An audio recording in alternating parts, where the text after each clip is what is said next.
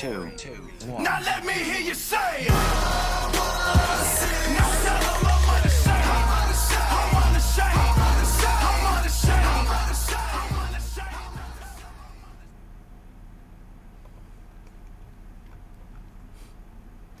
Hello, my name is Robbie. On here I'm Templar Knight. Every person who believes in God but does not attend a church has a story why. But it's said that whenever 2 or more people gather in God's presence, that He is there. So, this is church. Welcome. I'm glad that you're here. Romans 1:16. For I am unashamed of the gospel, because it is the power of God that brings salvation to everyone who believes. Tonight we are going to continue our series about being unashamed of our faith. About 4 hours ago I was set on doing a different lesson. But God said, no, got something else for you to talk about, so do this. And I was reminded of this sweet old lady in my neighborhood when I was growing up. She liked to make cookies for people, and she was just a real nice lady, but as happens when you get older, there was just a lot of things she couldn't do. And me being the young, strapping lad that I was, she would often ask me if I'd be willing to help her. And I'd get a little message, or she'd call the house, tell my parents, hey, is there any way your son could come over and help me with a few things? And it's like, yeah, sure. This carried on for quite some time. Me and a very dear friend of mine, we would always go and help his grandma almost once a year with a honey-do list that she would have of just stuff that she could no longer do because of her age since Grandpa passed. And every single time, we never knew what we were committing to. I'd always just show up. All right, what do you need done? There was never any discussion of reimbursement for my time or my labor. Normally it was cookies and a hug. I always made sure to get a hug because hugs matter. But it was normally just cookies. But I never knew going into it what I was going to get out of this. Because we've grown to be part of this world where, I'm not going to say we're selfish, but we're always looking for the cause and effect. If I do something, what's going to happen? A trade and bartering system. If I do something for you, what are you going to do for me? What am I going to receive in exchange for this? I mean, to be fair, it's just a very common part of society. It's how we live, it's how we work. My job consists of me going to a location where I will provide a service and my skill in exchange for money. I can then take that money and go somewhere else where someone else will provide a job or a skill or a product in exchange for that money. It's all about giving and receiving. I think they call that economy. I don't know, I'm not a economologist. Words, buddy. Just stay away from big words. But that's part of being in a community, being around people. You barter, you trade, you exchange things. And so often we are focused on, well, where can I get the best deal? If I do this for you, what will you do for me? That doesn't work for me because I feel like you're going to come ahead of that. It's not a fair trade. And we're always negotiating. I want to sell something. Well, they think it's only worth this much, but I think it's worth this much. We've got to find a place in the middle where that item meets the monetary value. And we're always so stuck on it.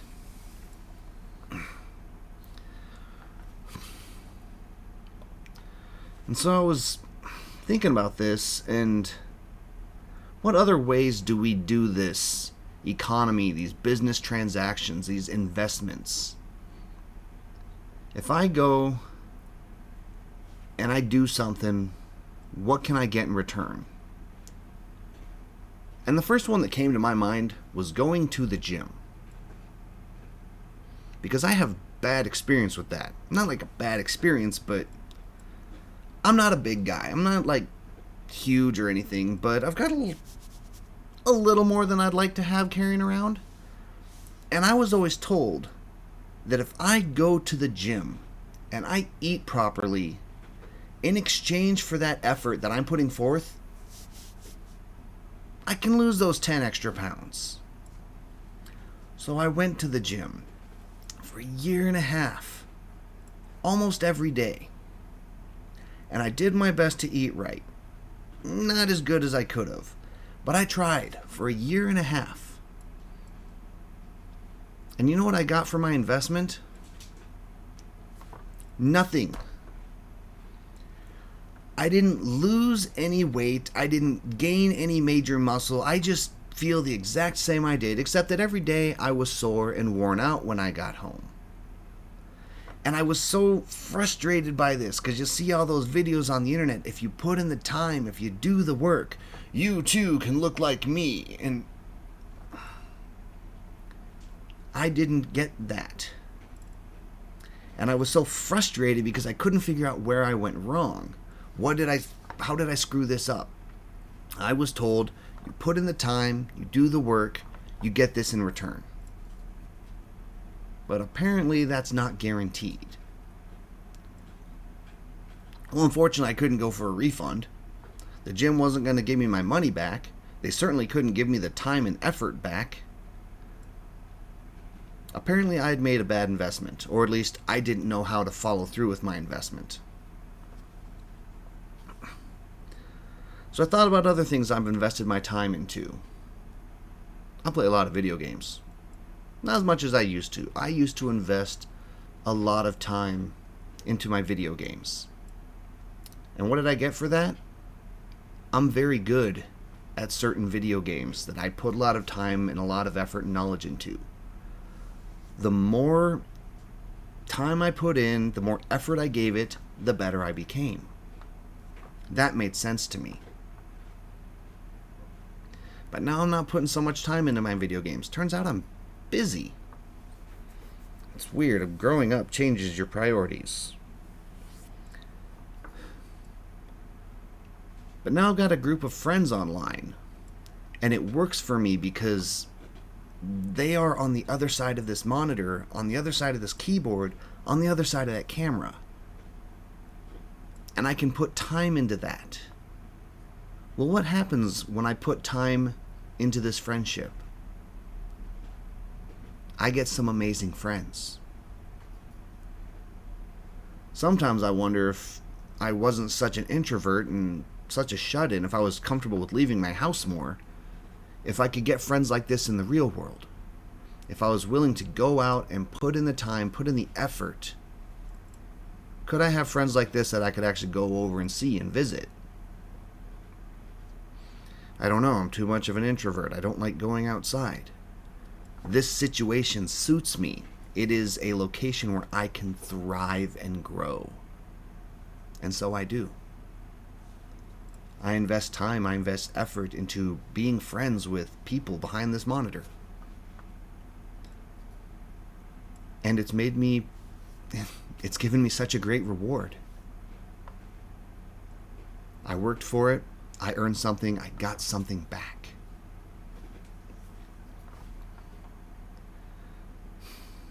There are a lot of things that we put our time and effort into, and sometimes they don't pay off. If you go to a store and you try and buy something, and you know how much it's supposed to cost, but then all of a sudden they try and pull a fast one on you, and what you paid for is not what you got, you take it back. Said, no, this is not what we agreed to. When I checked out at that cashier's lane, I gave you this much money in exchange for this product. This was not the product I agreed to. I would like my money back. It's just that simple in the retail world. But what if we made a contract where we didn't know what we were getting?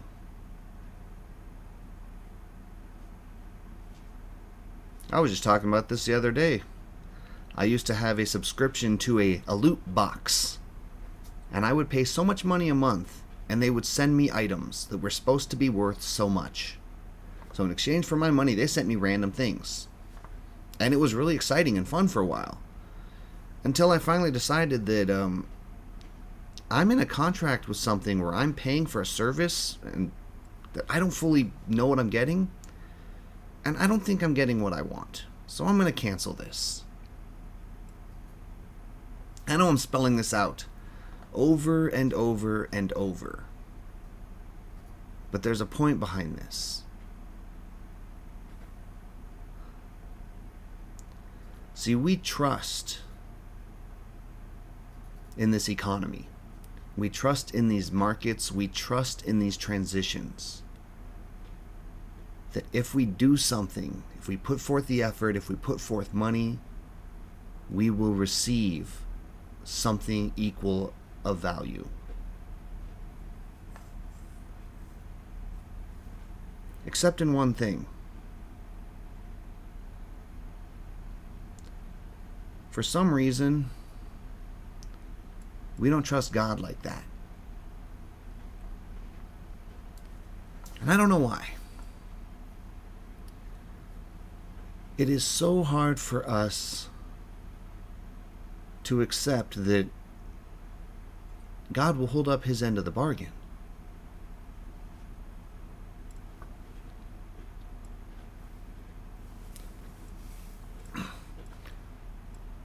So what does he ask of us? Well, he's got a pretty steep price. What God asks of us? Everything.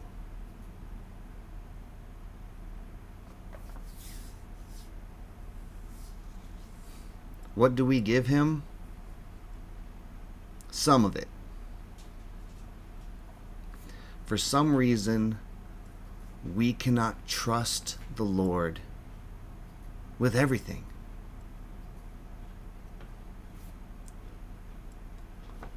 I want to read something out of the Bible here real quick.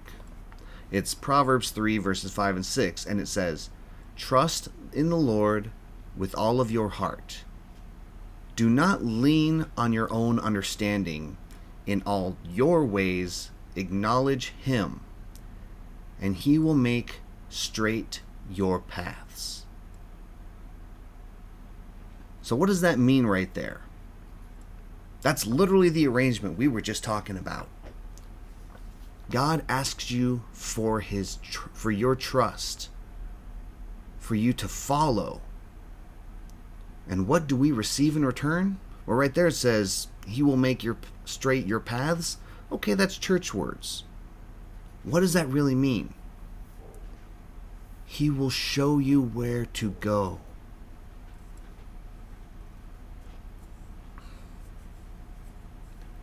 So what if I'm only willing to trust the Lord with 25% of my day? What should I expect back? Part of me says I should say only expect back 25% of what he has planned for me. But I could be wrong on that because I don't know God's will. What if I say I'm willing to trust God with 50% of my time, of what I own, of what I'm doing? If I can invest 50% of my heart to him, what should I expect back? Logically, I should say 50% of his plan. But I can't say that because I don't know God's will. What if I said, I need to trust God with everything? Give him 100% of me. What should I expect back? 100%. That's what I would assume. But I can't say that because I don't know God's will. And what if what I think 100% is? What if 100% of my plan is not 100% of God's plan? See, I'm not saying God grants wishes. Not at all. I'm saying that God has a plan for you. And the more you trust Him, the more of your life that you hand over to Him, the more He has to work with that He can make His plans come true in your life. But here's the kicker. We want guarantees. We want proof. We want facts. Well, if I do this, if I pray this much, if I do this, if I give 10%, if I go to church, what am I going to get back? I need to see it in writing.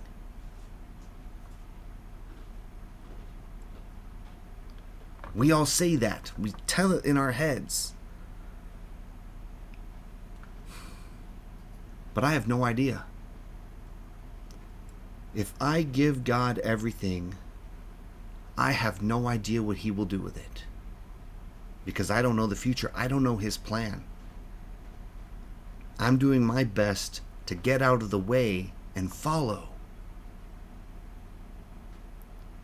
But I've got my idea of where my path leads, and God has His plan for me. And sometimes they're different. But if we want proof, if we want contracts and knowledge of what happens, I can't tell you what's going to happen, but I can tell you what has happened. So let me tell you about my personal experience. I'm going to give my review, my 5-star rating of my interactions, my dealings with God. Because when I was young, when I was 16, 17 maybe, honestly I'm not entirely sure, I made my first transaction with God. Because even though I grew up in the church and I was living the Christian boy dream, inside I was empty because I did not have faith. I had routine. I had practices. I knew all the motions and I was going through them. I was saying all the prayers. I was singing all the songs. But I did not have that relationship with the Lord. And despite everything I had, I still felt empty inside. And so I made my first arrangement with God and I says, hey, I don't want this life anymore. Do you want it? Turns out He did. So He and I made an arrangement. I said, fine. I keep screwing up with this life. You take it and you do with it what you will. And that was the first time I ever gave God 100% of everything I was. And for the next few weeks, when God was in control of my life, 100%, when I didn't care anymore, when I didn't want to make any decisions, when everything was about following and serving,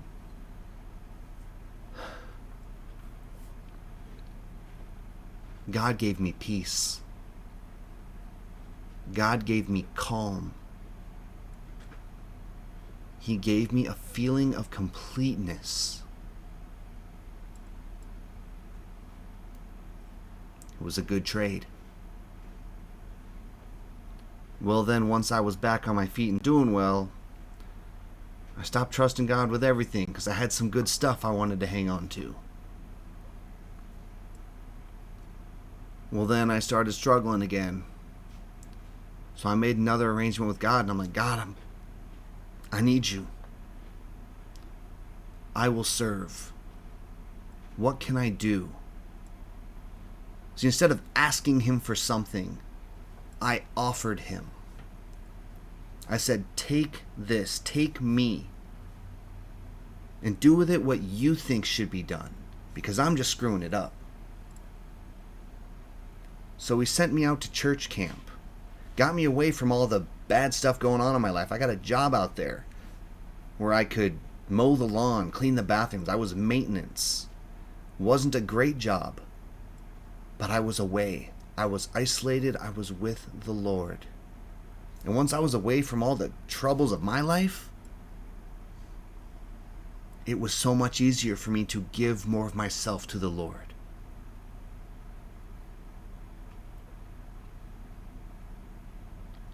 And I'm not going to say I was rewarded for my service, but God put a woman in my life when I was there. And she stuck around.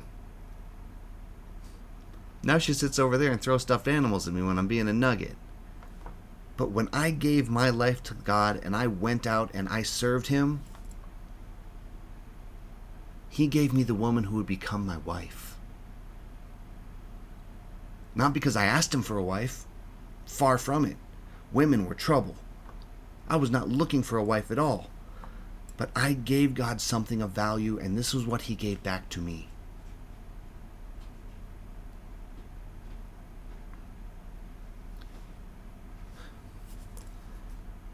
I started ministries. I started working with teenagers, kind of focusing on discipleship. And I spent a lot of time and effort with these kids and hope to see them grow. And sometimes I was not rewarded at all. I came back with nothing from it. Because I always thought that, well, if I invest this time and this effort into these kids, I'm going to change their lives and things are going to be great for them. But despite how much I invested, all that I gave, you don't always get what you want. See, I wanted to be a rock star. I wanted to be that super youth leader, impacting the world. I wanted to make a difference. But that's what I wanted. That was not God's plan for me.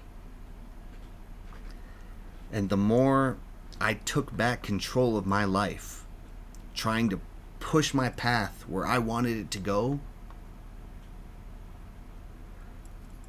the more I fell from where God wanted me to be.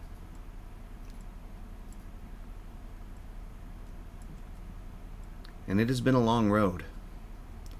It has been a constant struggle of me saying, here, God, you can take this, but I'm going to hang on to this.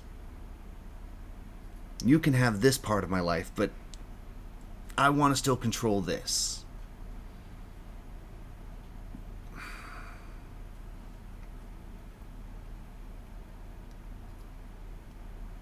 I held God back. Because instead of giving Him everything I had,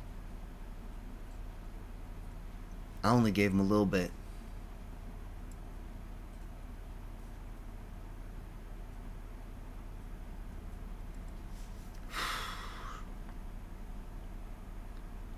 Sometimes I look back and I wonder, would I still be here had I not kept trying to seize control of my life? What if I'd become a successful pastor? What if I was leading some church with 300-400 people, multiple services every week? If I was a full-time preaching God's love, that could have been me. But I didn't put forth the time. I didn't put forth the effort. I held so much back. But guess what I realized? That was God's plan for me. See, I don't think God ever intended me to be some big shot pastor of a super church, preaching, changing lives, leading hundreds.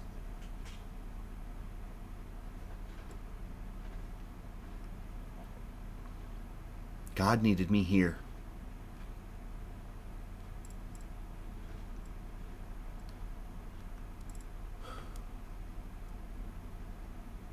God needed me to come and sit behind this computer, sit at this camera, and look at that guy on the screen.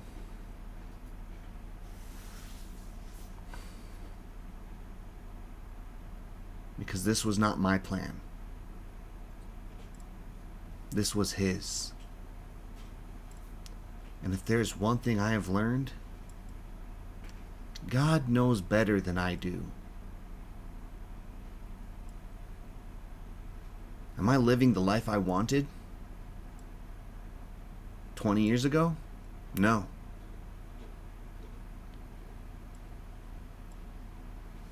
But God has taken what I have given him and given me something better than I could have ever dreamed of.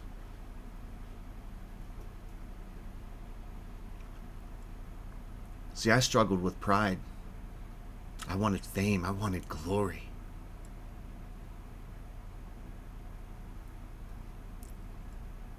And God gave me love.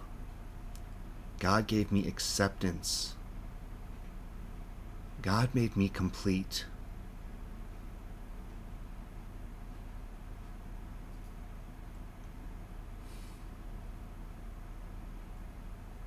Because in my plan, 20 years ago, I was standing behind a pulpit, preaching to people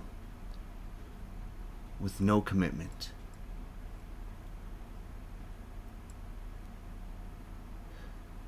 And God gave me what I needed: a connection, an interaction. People who care.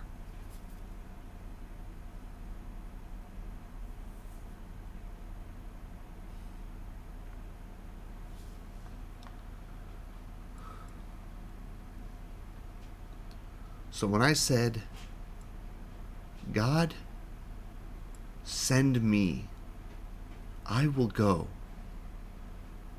When I volunteered for his job without even knowing what it was, he sent me here.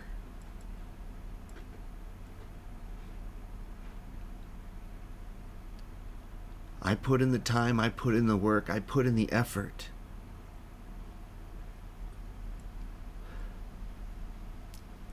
And God has given me more than I could ask for.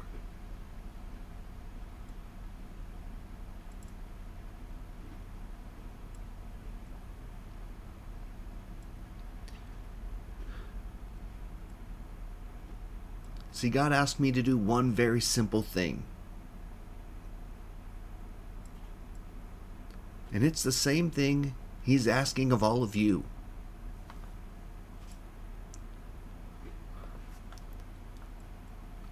In Matthew chapter 28, verse 16 through 20, it says that the 11 disciples went to Galilee, to the mountain where Jesus had told them to go.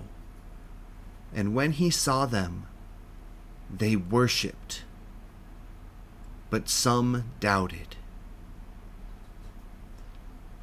Then Jesus came to them and said, "All authority in heaven and on earth has been given to me. Therefore go and make disciples of all nations."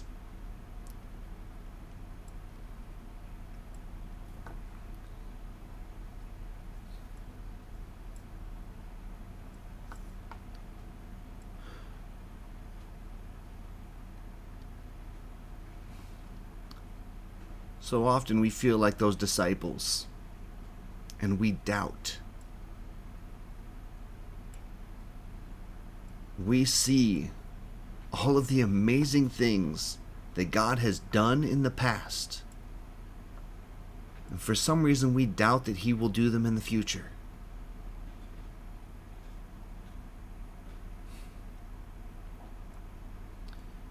If there's one thing this ministry has taught me over the last 20 months,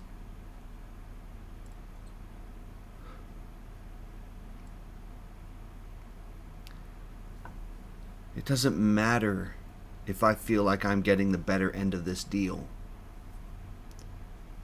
It doesn't matter if I feel like my investment, my time, my effort, everything I put into serving God is paying me back equally.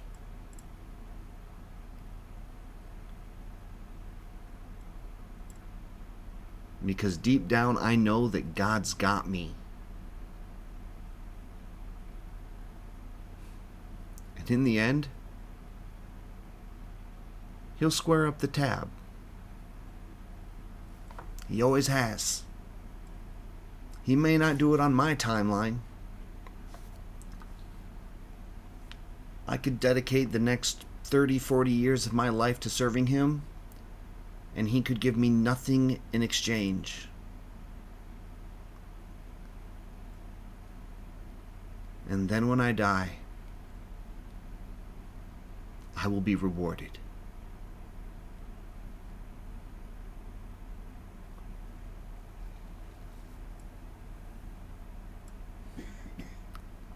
He's already got the price covered. So everything more that He chooses to bless my life with,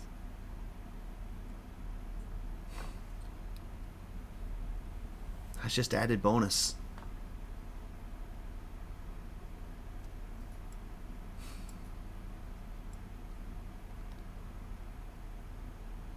So the next time God needs someone,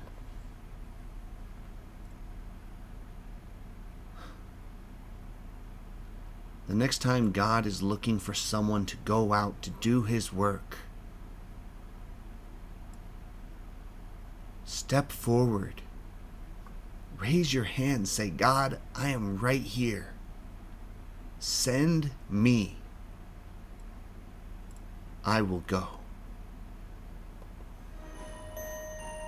3, 2, 1. Now let me hear you say,